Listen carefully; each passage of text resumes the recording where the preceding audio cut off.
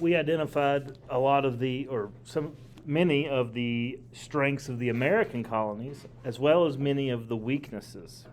More weaknesses. That's right, a lot of weaknesses. But you guys know the old adage: you shouldn't judge a book by its cover, right? Yeah, and that kind of applies to this, because if you just looked at it on paper at a glance, you would think the American colonies would have no chance. Okay, especially once we look at these strengths of the British.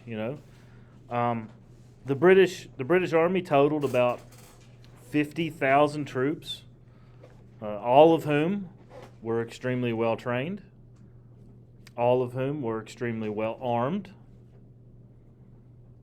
They were well fed. They weren't necessarily well paid, but they had many, many, many, many advantages over the colonists. Okay? Now, this 50,000 troop force greatly outnumbers the Continental Army. I mean, greatly outnumbers them. And when you compare the quality of weapons that the British had compared to what the American colonists had, the British force makes the colonists look like little children, like not even comparing.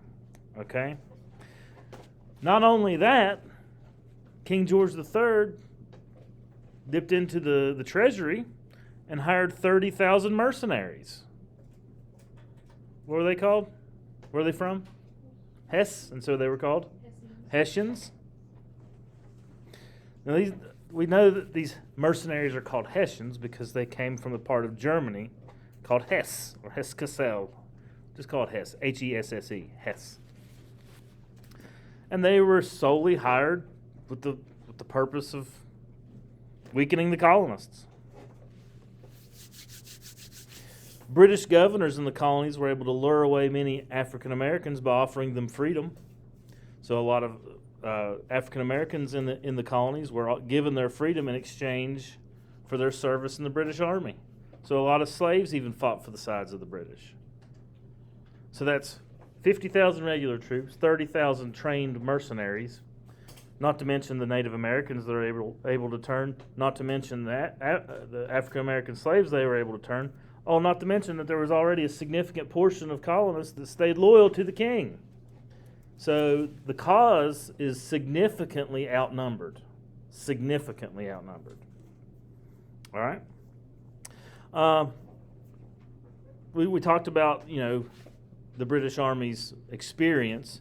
They had been around hundreds of years. Its troops were very well trained. They had excelled in large battles. And they had just far more experience than that of their American counterparts. All right. The British also had plenty of resources compared to to the resources of that of Washington's miserable army.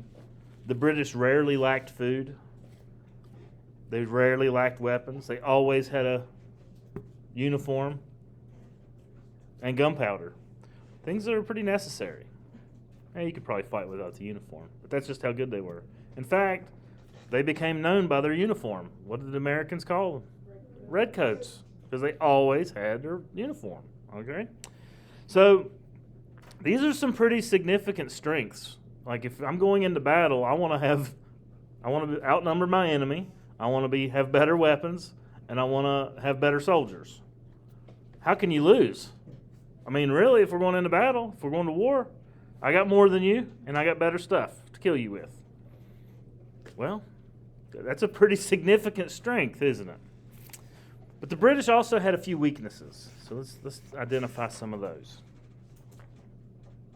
So even with all the great advantages the British had, the war in the colonies presented Britain with many problems. First is just simply distance. Distance. The distance between Great Britain and America presented a problem when it came to getting shipments to arrive in a timely manner. Timely shipments. So there was definitely a very slow supply chain. Whenever the British were sending troops or supplies or food, it was very slow because it had to travel by boat across the Atlantic Ocean. It's not like something that's just going to happen instantaneously. In addition to this, it was extremely expensive. It is very expensive to ship stuff across the ocean. Even, do you remember what a person had to do just a few years prior to this in order to get passage across the ocean if they couldn't afford it? Work for 7 years. They had to sell their labor for 7 years for one ticket across the ocean. Now, I want you to imagine sending 50,000 troops across the ocean, 30,000 mercenaries, not to mention all the food to feed them, all the guns to supply them, all the cannon. Super expensive to do this. Super expensive. So, that's a big problem. Another weakness is King George was never really able to convince the British people to support the war. We don't when we think of the American Revolution, we really only think about the people here. But the British were people too, and they were paying taxes as well. And a lot of the people, the citizens of Great Britain, were not in favor of this war. Like, that's 3,000 miles away. I got problems here. Instead of you spending God knows how much money trying to beat those colonists, why don't you help us out here? And so the British citizens were never able to fully get behind the war effort. Okay, they questioned the need to fight the Americans. So, and also, where in America, how did the people that were fighting? How did they feel about the fight? The people that were willing to go fight, how did they feel about it? How they feel about willing to risk their lives? Man, they were pumped. Okay, as far as they were zealous. They had zeal. There was no zeal to fight, no excitement to fight. In fact, instead of hey, let's go get them, it was, why should we be risking our lives? Like, questions instead of exuberance. Whereas in America, George Washington said, hey, let's go get them. Everybody's like, yeah, George, let's go. In England, if the king's like, hey, go get them, it's like, why? Why are we doing this? Okay, is it even worth the money? Is it worth the risk? Well, why are we doing this? So that's a big difference, unlike the patriotism that we saw from the thousands of troops enlisting in the colonies to serve their country. Few British citizens and soldiers openly volunteered to go fight the Americans. And the longer the war dragged on, the more tiresome the British public became with the war. And that makes sense. The longer any war goes on, the lower your morale is going to go, especially if you're not winning, if you're not dominating. Okay? So, personally, it was exhausting to have loved ones far away. It's one thing if you're living in the colonies, and let's say you live in South Carolina and you got a family member fighting in Virginia. Imagine you live in London and you have a family member fighting in Virginia. That's a big difference. Okay, it's a big difference. So not only people concerned about their loved ones far away fighting in a foreign land, but also financially the British became very angry about the heavy costs of the war. Okay. Another pretty significant weakness is that being in a faraway land presented a big problem for the British, aside from all the cost of sending everything over. But America's geography is kind of hard. I want you imagine you're in the Appalachian Mountains, right here where we live in the 1700s. Okay, with no bridges, there's no paved roads, and I want you to march 50,000 people through it. What do you think that path is going to be like after about halfway through? About that thick of mud and unable to really get. It's a hard place to be. Okay, and so the geographic problems. The generals were unsure how to take advantage of that. So soldiers who hadn't spent time in the colonies were unaware of the way things were laid out. Simple things like hills and valleys and coves, bays in the American landscape were, rightly so, foreign obstacles to the British. But if I came into your home, I would like to think that you would know all the good hiding spots and stuff, right? And I would be a foreign person. I've never even been in your house before. So, and I'm trying to look for somebody. I don't know where the good hiding spots are.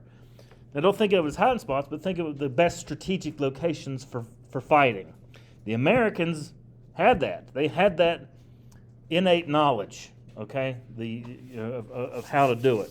So, most of the soldiers, the British soldiers who had fought, had never set foot in the colonies before the war began, aside from the veterans of the French and Indian War.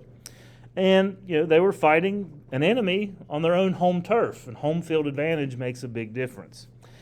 And the leadership of America was one of the strengths, George Washington, right? And he knew how to take advantage of that, and he did at every opportunity he could. Okay? Questions on that? You got the strengths and the weaknesses? Who's going to win? Who's going to win? You don't know. Okay, mate. All right. Tune in next episode. All right. So, blood has already been spilled, right? What was the first place where, the technical place where the shot heard around the world occurred? No. The battles of Lexington and Concord in April of 1775. That was a clarion call. You guys know what a clarion call is? It's like an open call to arms. Like everybody, hey, it's happening. And once the battles of Lexington and Concord happened and news spread throughout the colonies, about 20,000 men signed up. Like, hey, we're going to go fight. 20,000 colonists swarmed around Boston, and they cooped up the British. Now, because Boston was the hot spot. Boston was where the British leadership was, and Boston is where the majority of the action was early in the war. Okay, so in May of 1775, that the Continental Congress meets again, but it's not called the First Continental Congress anymore. It's called the Second Continental Congress. We're not the best at naming things. Yeah, very creative. They're right, though. It is. Except the 7 years. That was not right. Yeah. Wasn't it the British? Yeah. All right. Yeah. So, May 1775. This time, all 13 colonies were present. So we've gone from Albany Congress in 1754, barely half show up, to everybody, getting to the point of being united. Okay, so all 13 colonies were represented. There was still not a well-defined call for independence. People were in May of 1775, just over a year from the Declaration of Independence being written. It was still not clear that we were going to be a free and independent nation. It was still not inevitable, okay? So the main purpose of the meeting was to simply hope that the king would address their grievances and stop fighting. Like, hey, we don't want to have any more Lexingtons and Concords. We want to have peace. That being said, they want peace, but they also had to prepare for war in case the king does not. So, the Second Continental Congress unanimously chooses a person to be put in charge of the Continental Army. That person's name? George Washington. The tall, dignified Virginia planter who had never risen above the rank of colonel in the British Army.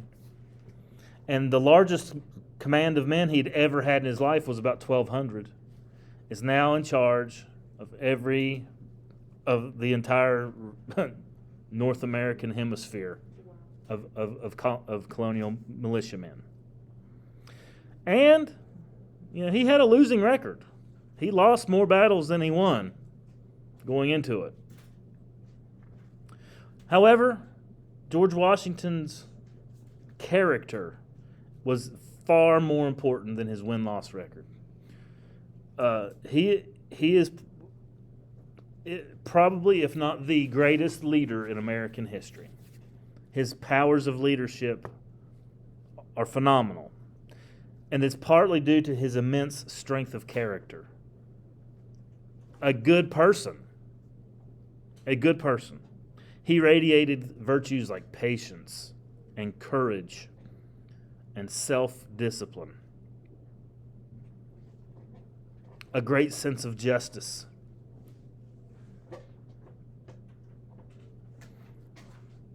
Not only was he a great military mind, but he also was a great moral force for his time. He also served without pay, received not one penny.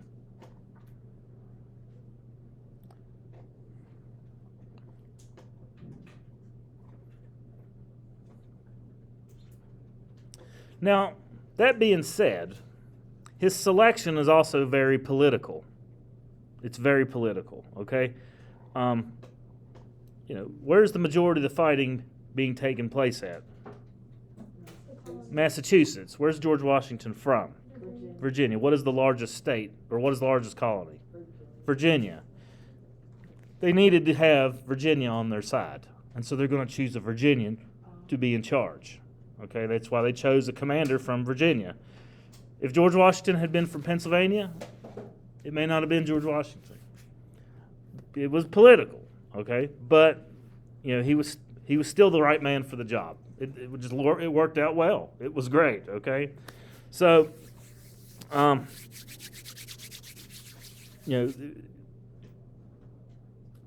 Americans in other sections were already jealous of each other. Yeah, they're all at the same meeting. Doesn't mean they all get along great. Okay, it's just kind of like today. Just because all the senators are in the Senate doesn't mean they're all going to get along. Okay, there was a lot of distrust of New England, but they did choose to try to smooth things over a commander from Virginia, who was already a man of wealth, so he's not looking to make money off of his position. He was already wealthy. Most of his wealth, he earned it on his own, but a significant portion of it came from his wife. He married into money. So, lucky. He got it the old-fashioned way. Married into it. Okay? So he could not be accused of being a fortune seeker. Okay? Which was important. So George Washington gets picked. It's time to go, George. Time to go out, start to lead. All right? So, As gradually the war carries on, other Americans begin to get involved in the war effort. And here's a couple of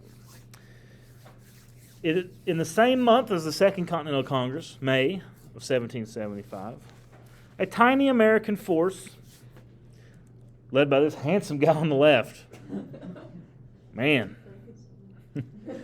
named Ethan Allen, one of the all-time great Americans, despite his looks. And Benedict Arnold. You ever heard of him? Yeah. Great American, right? Not a great American. But he was at this time. So yay, Benedict, 1775. 1777, boo, Benedict. Okay? 1775, Ethan Allen and Benedict Arnold surprised and captured a British garrison, British troops, that had stuff like cannons and gunpowder and guns and food. Wait, when did you say surprise? They surprised and captured some British troops, a garrison, at a place called Ticonderoga, just like the pencil. Can you spell that out? Ticonderoga. I got lost after Ticonderer? V or B? D. Ticonderoga. Oh. D. E-R. E-R. Oga. O-G-A. Okay. Ticonderoga is on a scenic, beautiful lake. If you go there, it's gorgeous. You don't have to name it something like that, though. Why can't you name it something that people can actually I would imagine it was named for a Native American tribe that lived there. Still. I'm sure that they would take your opinion into consideration and rename it.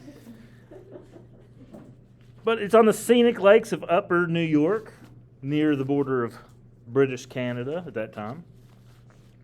And they secured a priceless store of gunpowder and artillery for the siege of Boston, which was soon to come.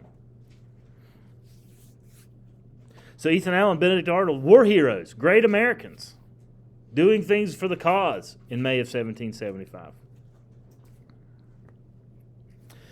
So they get all this gunpowder and artillery and troops, and they're taking it all where? We want to get this harbor back. Boston. They take it to Boston. And they put it on a hillside just outside of Boston, and a battle occurs there, known as the Battle of Bunker Hill. Ever heard of it? Battle of Bunker Hill, which is named incorrectly because it was not Bunker Hill where the fighting took place. It was actually Breed's Hill. But we'll call it the Battle of Bunker Hill. Where did you say exactly they took it to? Boston. Okay. Mm-hmm. Bunker Hill? Bunker Hill. Like bunker, like a bunker. Bunker. Bunch of bunk. And so basically, they set this artillery, these cannons up. They had some sharp shooting colonists completely surround the harbor at this hill, and got hid behind some stuff and just sieged the British soldiers until they gave up, until they were finally forced to retreat. When I say they, I mean the colonists. They ran out of gunpowder. So they lost? Yeah, they lost. Dang. It was great at first. Mowed them down at first. It was a slaughter. But the colonists would have won. They just ran out of gunpowder. They should have just finished it quick. Well, I'm sure they tried to shoot as accurately as they could. All right, so what is going on here? Like, this is an act of aggression.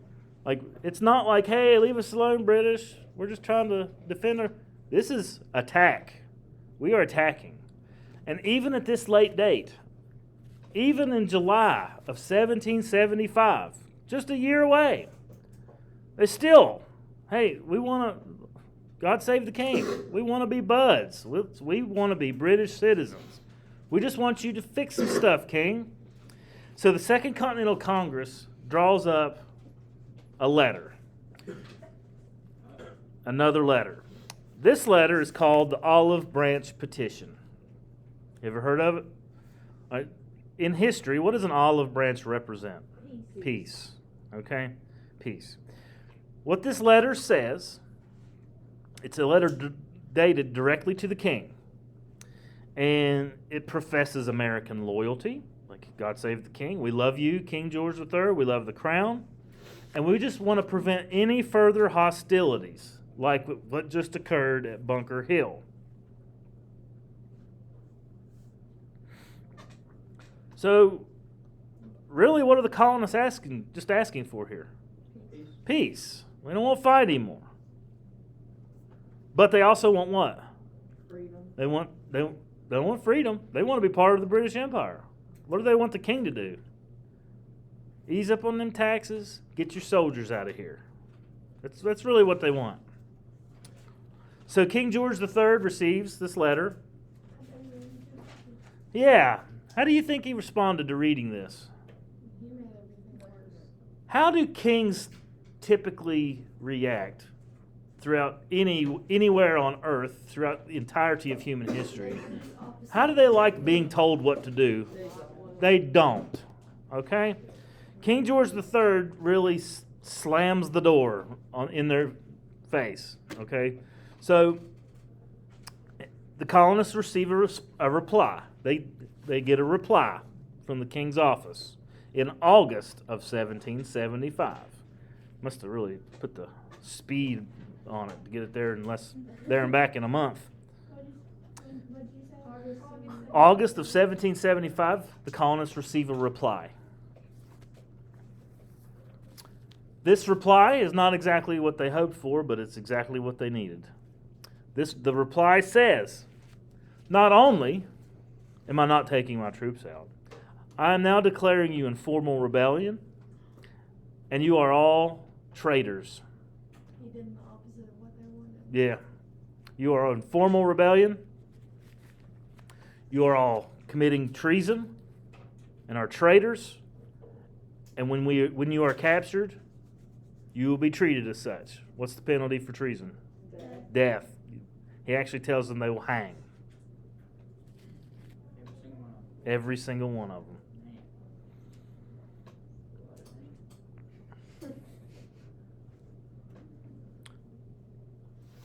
So it's not what they wanted, but it's what they needed. Why is it what they needed?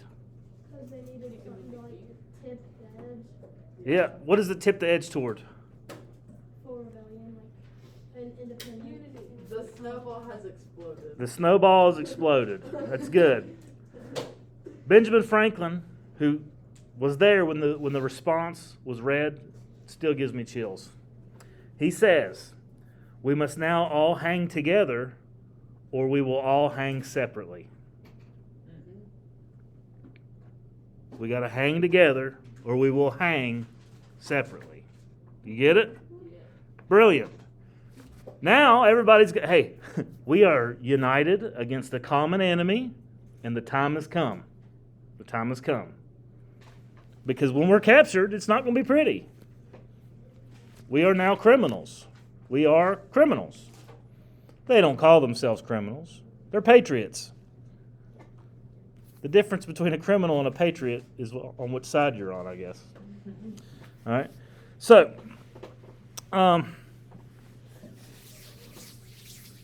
the next month, in September of 1775, King George III goes even further. He puts his money where his mouth is and hires several thousand more German Hessians to help crush the rebellions of his subjects in the New World. Hessians. So when the colonists began to hear about these Hessians that are arriving in the New World, they were particularly upset by that. Yeah. So were the Hessians, were they all just from like some random town in Germany? Pretty an area, kind of like Hesse was like Germany doesn't have states like we have states in America, but like Bavaria is a region, so it's a region. Yeah. So, and that we just called them Hessians. That's because they were from a German principality, is what they have called Hesse at that time. Now they were good soldiers. The Hessians were good. They were pretty good soldiers, but why are they there? Fight for what? They don't care about the British. What are they there to fight for? Money. They want money. So the saying is they were more interested in booty than duty. Like a pirate booty, like treasure. They were there for money. Okay? So they were, when they get to America, a lot of them, not all, but many of these Hessians, they're coming from Europe. What kind of conditions are they leaving in Europe? Cold. Okay, I'm not really looking for weather conditions. Oh. What kind of life do they have? Is it great? Things are wonderful? No. If things are wonderful, are you going to go risk your life for money? Probably not. You stand in the line, let somebody shoot at you. Things are pretty bad, okay? They don't have exactly a lot of political freedom. They don't have religious freedom. And they get to America. They don't have any land because it's European. It's feudalistic. They get to America and they're like, so let me get this straight. Everything west of the Appalachians is just empty and it's just up for grabs. A lot of them just peace out. They just, hey, thanks for the boat ride. I'm going to go make a life for myself. So the Hessians, they were good soldiers. They were really good, but a lot of them were like, I'm going to take advantage of this opportunity. And many of them who deserted, they became like respected American citizens after the war was over. So you think the Hessians are horrible? Yeah, they're paid mercenaries. But a lot of them they just stayed and became respected American citizens. So, okay, So now, we got the olive branch, a response to the olive branch petition. It's time to fight. Now, the Second Continental Congress has a myriad of problems on their hands, and one of which was to convince Americans that independence is the way to go. Because a majority, wanted to either stay loyal to the British Crown or they didn't care. Go figure, Americans having apathy. So it was the same then.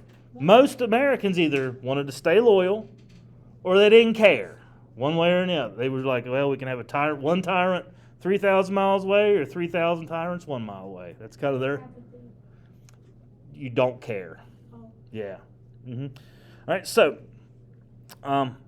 your loyalty, it was deep to the crown, was deeply ingrained in American society. I mean, every time you drank a toast, God save the king for the last hundreds of years in the New World. Okay, so they still considered themselves part of a transatlantic community in which they, British played the leading role, and they wanted to honor and give their obedience and loyalty to the crown. All right. You ever seen you guys know any British people? Like in real life, do you know any personally? I had a roommate in college. He was British, and the royal family was could do no wrong. Like he loved them. I don't want to say he worshipped them because he did not, but it was very important to him. And he's a British guy. He's from London. Okay, so and they don't even really have any power anymore. Imagine when the king did have power. All right, so. That feeling of loyalty was still deeply ingrained in American hearts and minds, okay? Not to mention our colonial unity. Yeah, it's getting a little stronger, but it's new. It's new unity, and there's still a lot of distrust there, okay? So, plus, Americans had seen what had happened to other parts of the British Empire that had rebelled before. Can you think of any other rebellious parts of the British Empire? Ireland. Man, how do the Irish feel about the British? We hate them. The Irish have been writing 10,000 poems a week on how much they hate the British for the last 1,000 years. Okay? They do not like them. And the Irish, whenever they openly rebelled, it did not go well with them. There's thousands of accounts of hangings and people being drawn and quartered. You guys know what that is? Drawn means they pull you. Quartered means you end up in 4 pieces. Yeah. God save the king, right? Okay. So, Americans were aware of the dangers of this, all right? And, gradually Americans were being shocked into the inconsistency of their beliefs. Why is it we are owing our allegiance to this man? What is he doing? What can we? How would it be without him? Okay, but a lot of people, the colonies were big, and it was hard to get the word out. And so a man by the name of Thomas Paine, he sets out to change the hearts and minds of the American people by writing probably the most influential pamphlet ever. It's a pamphlet. You guys know what a pamphlet is, right? Is it a book? No, it's a piece of paper with information on it. Okay? The name of his pamphlet is called Common Sense. And Thomas Paine wrote it, and he was a pretty radical guy, pretty extremist in his views, and he's extremist in the belief that America ought to be is and by right ought to be a free and independent nation. And it's called Common Sense because he uses common sense. He even uses science. He says, where in the universe, all right, so look at, I'm going to pull a map down.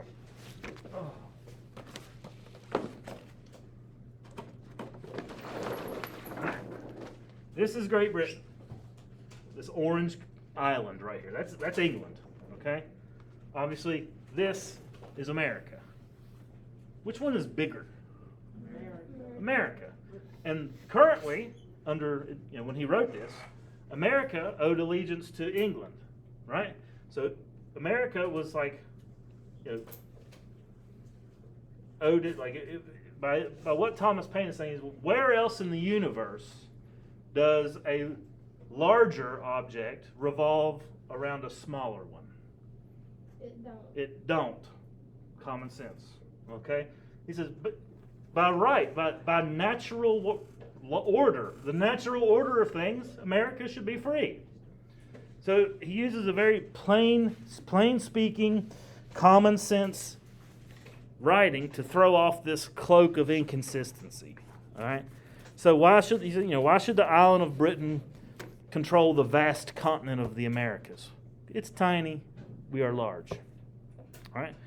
So his pamphlet was compelling, it was eloquent, and it was radical.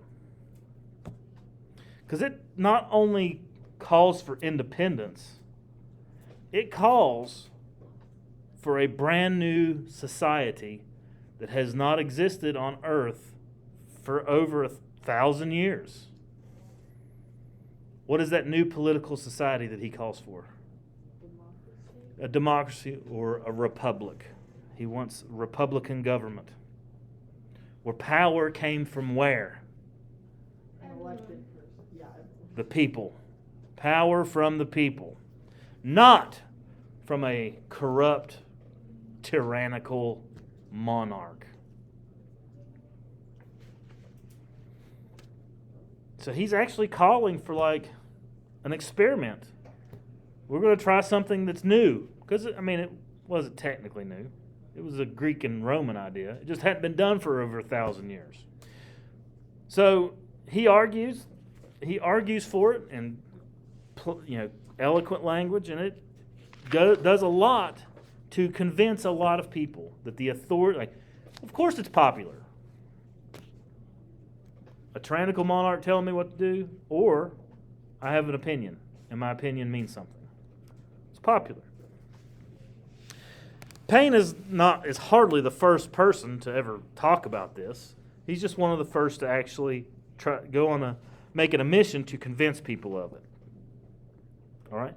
And it's not really a new idea. People in New England had been doing it since the Mayflower Compact. Hey, we're going to be in charge of ourselves here. We're going to have town meetings. And they've practiced a kind of republicanism since they arrived, with annual elections and town meetings, which the British had put an end to when they started to enforce things. Okay? So, the Continental Congress meets again in June of 1776 in Philadelphia. And instructed by each colony, instructed by their respective constituents, their people, were gradually edging toward a clean break with England. What year did you say? In 1776. It was actually on June 7th. When a fiery Virginian by the name of Richard Henry Lee, you ever heard of Robert E. Lee? It's like his great-grandfather. A fiery Virginian by the name of Richard Henry Lee takes the floor and makes a motion. He doesn't know what it means to make a motion or move to do something.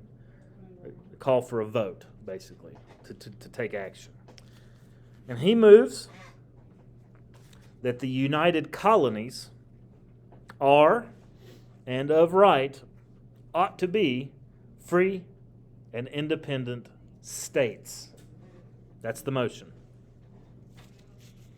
That the United Colonies are, and of right, ought to be free and independent states. This is where I'm going to let you in on a secret. It passes, and this is where the name of our country comes from. Because what does he refer to us as? United States. The United Colonies are, and of right, ought to be free and independent. The United States. Everywhere on earth, a state is a country, guys. Did you guys know that? The state of China, the state of Russia. A state is a country. The United States is a state. But we are called the United States because each colony wanted to be its own independent entity. Okay? And that's why we had that really crummy government to start with, the Articles of Confederation, where each state was more powerful. It was really bad. Okay? It didn't work. But regardless, that's what we are, the United States. All right? Now, he makes this motion on June the 7th, 1776.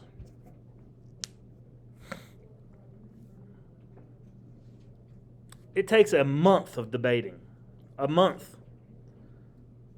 And it is adopted on what date? July 4th. July 2nd.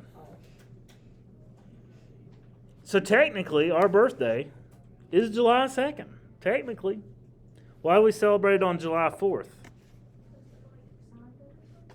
Okay, well, it passed on July 2nd. So as soon as it passes, we're really, it's formal. It was drawn up. Well, they asked a guy, another Virginian, to write it up and have it declared to the people. And that was Thomas Jefferson. And he writes it up and declares it to the people in a document called the Declaration of Independence. When does Alexander Hamilton come in? Hamilton is in New York at this time. He comes in when during the Constitutional Convention, about 13 years later, 13 more years. Okay, so when Richard Henry Lee's resolution, his motion passes, and we now have we are now independent. The Congress asks Thomas Jefferson to create some sort of formal explanation for why this is happening. Why are we free and independent states? Now, Thomas Jefferson is not the only person to have any input on it. About 5 people are involved in writing it. Do you think Richard Henry Lee was angry that Jefferson ended up getting the credit? You know, at the time, probably. Now, if he were alive, absolutely, because history. You guys had even heard of Richard Henry Lee before this. History has smiled more favorably on Thomas Jefferson. So, shortly after Richard Henry Lee's motion was made, back in June, Congress asked Thomas Jefferson to start writing it up. So he had a month to work on it. It's not like he did it in a day. Okay, as soon as the motion was made, he started writing on it. Now, Thomas Jefferson himself was a young man. He's 33 years old at the time. He was a lawyer from Virginia.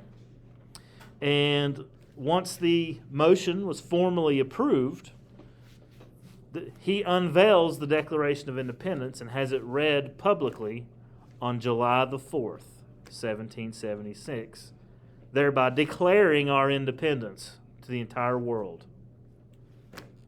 Well, I guess really a few hundred people, honestly. Whoever could hear somebody reading it in Philadelphia. But that's our independence. That is how we became America. Is the war even over? No, it's just now getting started.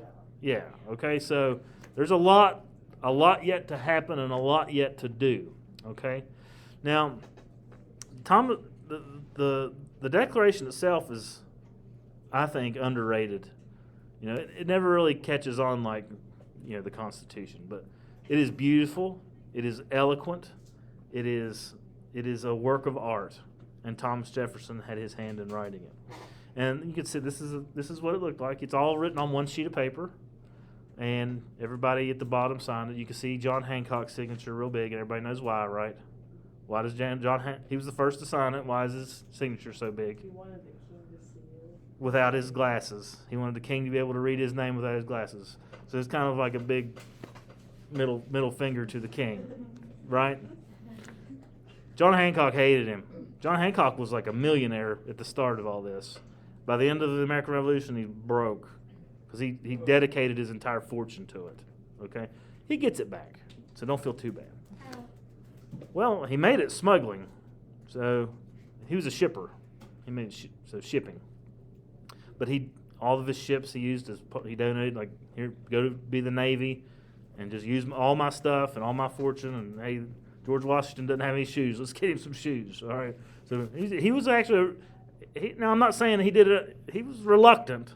I mean, you can imagine, but he pledged his fortune, his life, and his sacred honor to the cause, as did all 55 of those gentlemen that signed it. Now, you've probably seen a picture. Looked like this. You've seen this? All right. This was painted by a man named John Trumbull for the 50-year anniversary of it. This scene never happened. There was never a scene in Philadelphia where all 55 men were there signing it. Okay. At the time it was signed, it was like June, July, and it was like a yellow fever was sweeping throughout Philadelphia. Okay. A horrible disease. And so people were coming and going from their colonies, and they signed it just as they were coming through town. But so this is false. This is a falsehood. Okay. But I will stop there. We will do much more on the Declaration. We're going to listen to it. We're going to read the words of it. We're going to understand it. Okay, because it's an important document. And it's not long. It's not like it's reading a book. It's on one piece of paper. No, it's a big piece of paper. You can still go view the Declaration of Independence. It's in the National Archives in Washington, D.C. They put it on display about 7 hours a day. We're not National Treasure is not real. It is false. False. False. Are you sure then? I'm positive.